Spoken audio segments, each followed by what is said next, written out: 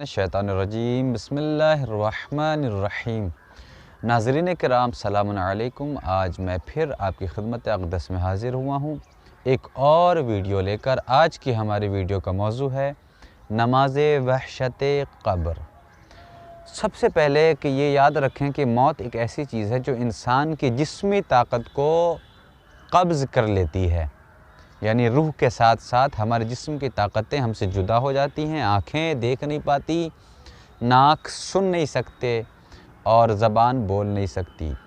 लिहाजा अब हमारी ज़िम्मेदारी है कि हम अपने मरने वालों और मरहूमीन के लिए क्या ईसाल कर रहे हैं, क्या नहीं कर रहे हैं।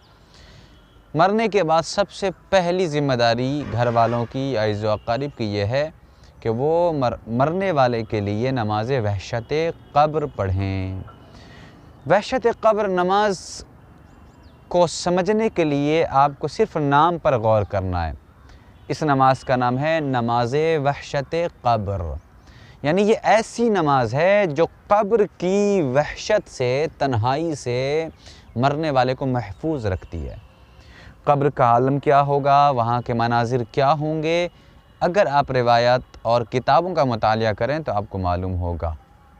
आइए अल-मुख्तसर हम यहाँ पर नमाज़ वहशत क़ब्र के तरीक़े को बयान कर रहे हैं, इसलिए कि ये चीज़ तमाम शियों को कम अज़ कम मालूम होनी चाहिए और ताकि वो अपने मरने वालों के लिए ईसाल कर सकें। तो आइए हम जल्दी बात करते हैं। नमाज़ वहशत नंबर 1, मैयत के दफन के बाद पहली रात को 2 रकात नमाज पढ़ते हैं, यानी जिस दिन में या जिस वक्त भी मैयत दफन हो जाए उसकी जो पहली रात आए उसी में नमाज़ वहशत क़ब्र पढ़ी जाती है। अब मसला ये है कि चलिए जब हम ये जान चुके कि नमाज़ वहशत क़ब्र हमें पढ़नी चाहिए और पहली रात में पढ़नी चाहिए तो वक्त क्या होना चाहिए। लिहाजा आइए हम वक्त पर अगर गुफ्तगू करें तो वक्त दफन के बाद नंबर 3 में वक्त है। दफन के बाद पहली रात किसी भी वक्त पढ़ सकते हैं। किसी भी वक्त आप पहली रात जब दफन हो जाए और वो जो पहली रात आए उसमें किसी भी वक्त आप पढ़ सकते हैं। लेकिन अव्वल शब नमाज इशा के बाद पढ़ना बेहतर है। ठीक है।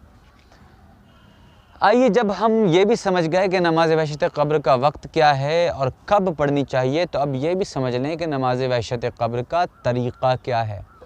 तो आइए हमने तरीक़ा यहाँ पर तहरीर किया है। पहली रकात में ये नमाज बिल्कुल नमाज सुबह की तरह है, यानी 2 रकात नमाज है।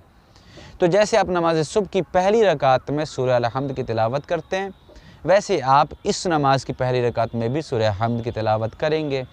और सूरह अल-हम्द के बाद आपको 1 मरतबा आयतुल कुर्सी, जो अभी इंशाअल्लाह आप स्क्रीन पे देख रहे होंगे, आयतुल कुर्सी की तिलावत करनी है।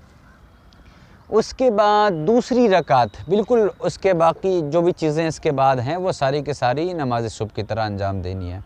अब आइए दूसरी रकात में सूरह अल-हम्द के बाद 10 मरतबा इन्ना अंज़लना सूरह क़द्र की तिलावत करनी है 10 मरतबा। ठीक है।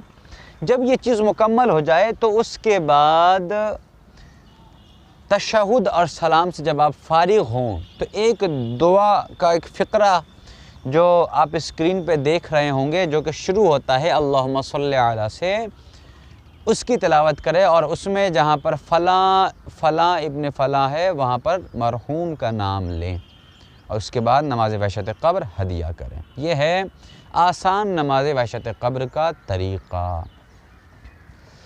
आइए नंबर 3 हम और गुफ्तगू में है कि दफन में, हाँ, एक सूरत यह है कि मरने वाला अगर मर जाए और मरने के बाद अक्सर होता है कि जैसे शहर में किसी की मौत हो गई, आज मौत हो गई और वहाँ से जनाज़ा आना है किसी दूसरे शहर में, तो दूसरा दिन चला आ रहा है, तो अब हम नमाज वहशत क़ब्र कब पढ़ें? मरने के बाद जो पहली रात आती है या क़ब्र में दफन हो जाने के बाद पहली रात आती है?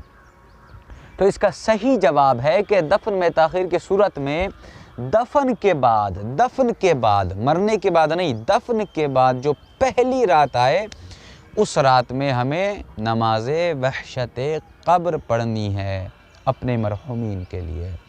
تو امید کرتا ہوں ناظرین کہ اس مختصر سی ویڈیو اور اس طریقے کو آپ اپنے ذہن میں رکھ لیں، اور آیت الکرسی سب کو یاد ہونی چاہیے۔ انشاءاللہ ہم دعا کرتے ہیں کہ، اور آپ سے گزارش بھی ہے اس ویڈیو کے آخر میں، کہ ہمارے والد محترم جناب سید اقبال رضا ابن نجم الحسن صاحب کو اپنے سورہ فاتحہ میں ضرور یاد رکھیں۔